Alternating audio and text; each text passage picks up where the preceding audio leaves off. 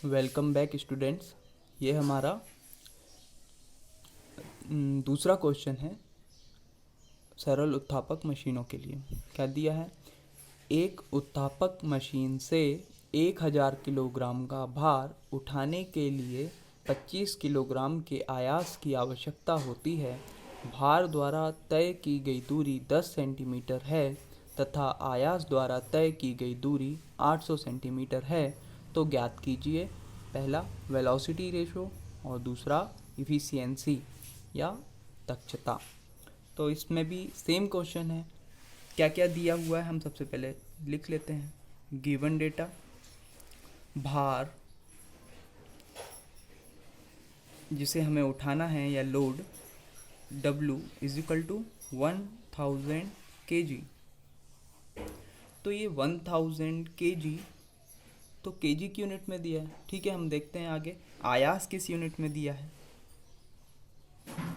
आयास जिसे P से प्रदर्शित करते हैं, ये कितना दिया हुआ है? 25 किलोग्राम।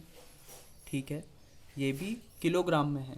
तो यहाँ पर हमें कोई दिक्कत नहीं जाएगी क्योंकि दोनों की यूनिट सेम होना चाहिए, न्यूटन हो या किलोग्राम।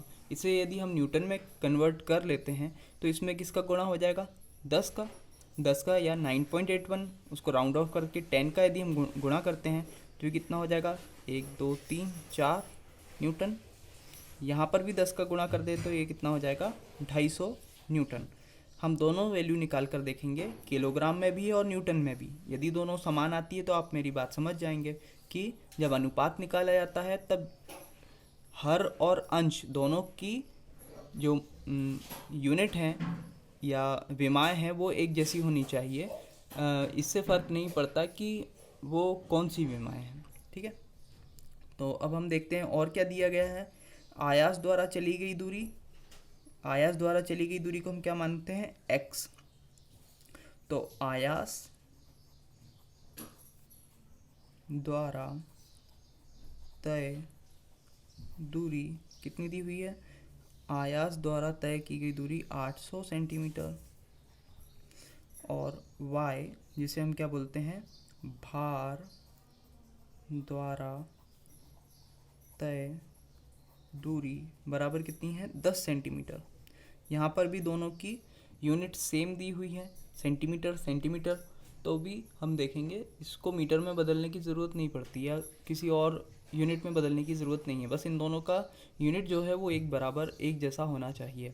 तो आप सबसे पहले क्या फाइंड करने के लिए बोला गया है? वेलोसिटी रेशो, यानी VR is equal to velocity ratio या वेगानुपात क्या होता है? आयास द्वारा तय की गई दूरी बटे भार द्वारा तय की गई दूरी। यानी आयास द्वारा तय की गई दूरी x, भार द्वारा तय की गई दूरी y। तो यहाँ पर x अपॉन y 800 बटे 10। यहाँ पर 1 शून्य से 1 शून्य कैंसिल, तो वेलोसिटी रेशो कितना हो जाएगा? 80।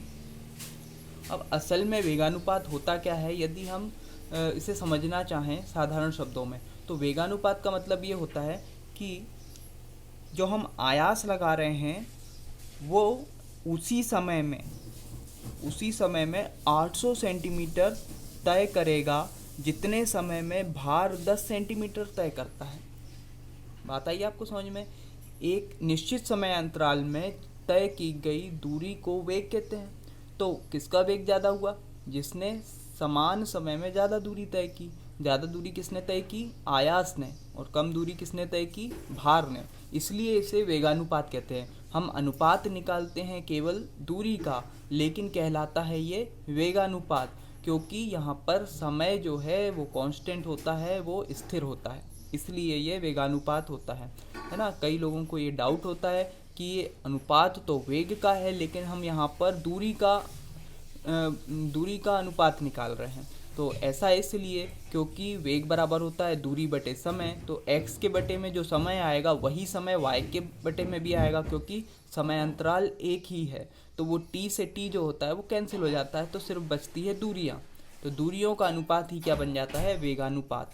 तो यहाँ पर वेगानुपात का पहला मान कितना आ गया? 80। ये हमारा पहला उत्तर है। दूसरा क्या निकालना है? इफिशियंसी।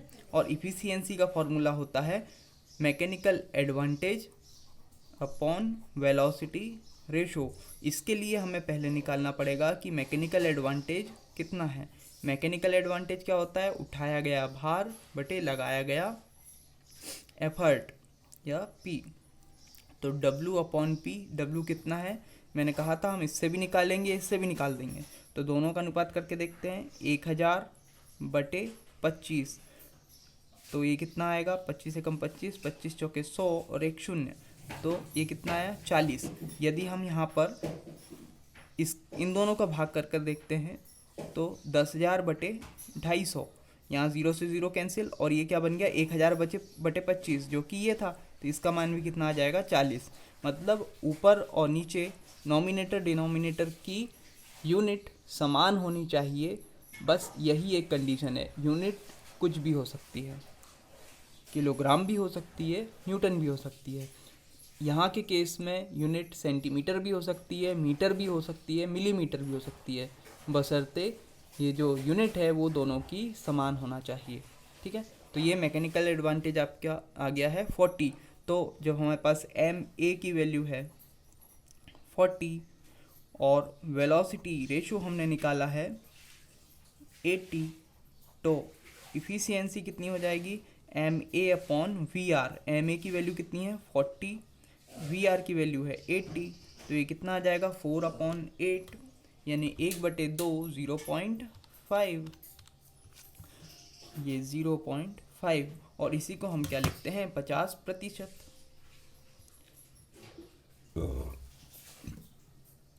तो इफ़िशियंसी कितनी हो गई 50%।